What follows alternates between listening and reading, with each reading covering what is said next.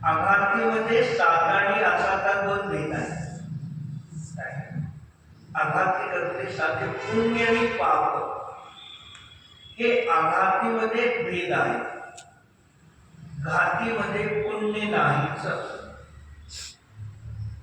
घाती 47 प्रकृती सर्व पापरूपच आहे. एकही पुण्य नाही त्या ठिकाणी.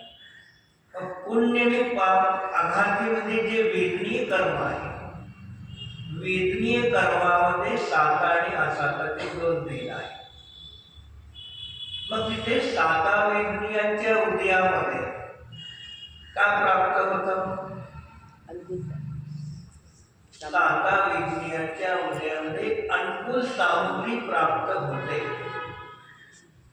मग ती अनुकूल सामग्री पुण्य देते का पाप देते? सुख देते का दुःख देते?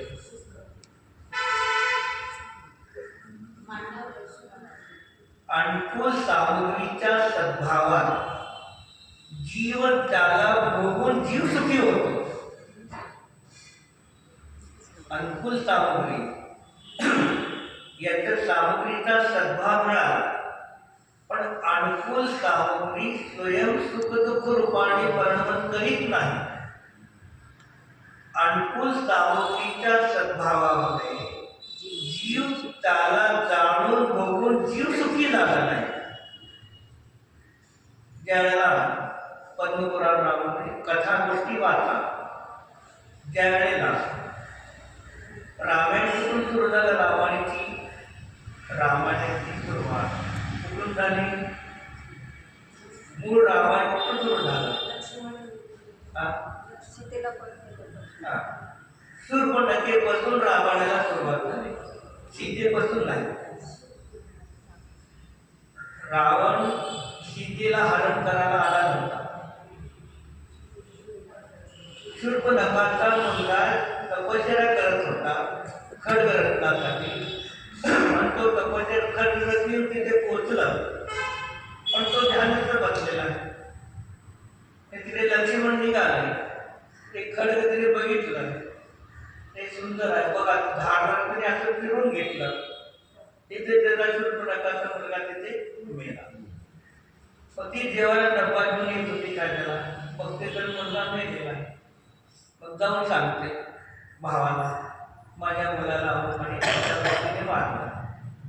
मग तो ते निघाला यांच्याला युद्ध करण्यासाठी, पण येताना मध्येच काय झालं, तिथे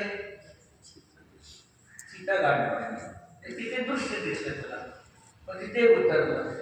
पण जेव्हा सीतेला हरण करून नेतो आणि तिथे हरण करून नेल्यानंतर त्याच्या लंकेमध्ये थांबते, तेव्हा सीता काय म्हणते, हे देवा मला एवढं सुंदर रूप का दिलं तुम्हाला?